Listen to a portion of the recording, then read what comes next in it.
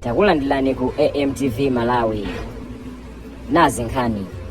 Adalitso Kabambe omwe ndi mmodzi mwa omwe akufuna kupikisana pa udindo wa utsogoleri wa chipani cha UTM apereka kalata zawo zoonetsa chidwi chofuna kupikisana pa udindowo pa msonkhano waukulu osankha adindo omwe uchitika pa 17 mwezi wa Mawa. Akabambe omwe apereka zikalata zilero ku likulu la chipanichi mu mzinda wa Lilongwe ati iwo akufuna kukhala mtsogoleri wa chipanichi kuti azachithandize kupambana chisankho cha 2025. Iwo ati ali ndi chikhulupiriro kuti ukadaulo omwe ali nawo pa nkhani zoyendetsa chuma cha dziko lino uzawathandiza kuti atsogolere bwino chipanichi komanso dziko lino, ndipo amema nthumwi ku msonkhanowu kuti zikawasankhe. Onse omwe akupikisana pa udindo wa utsogoleri mchipanichi akulipira 20 miliyoni kwacha akakhala abambo, pomwe amayi akulipira 10 miliyoni kwacha pa udindowo.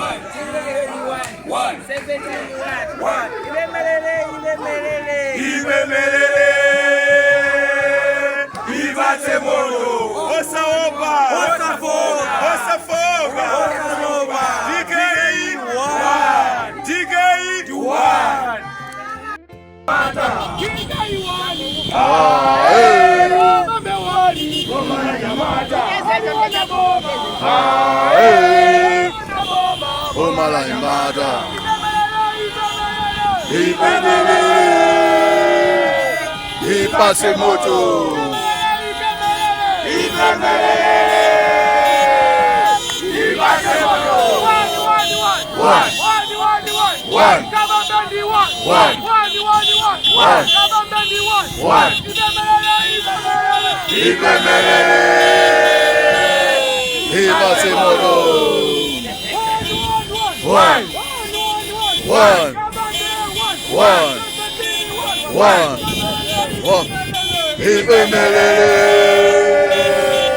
Ipase moto. Wabalamula jibezi. Wabalamula Kabambe kaya.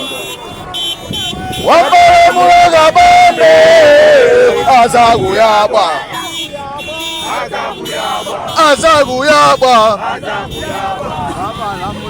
Wabalamula Kabambe. Azaguyaba.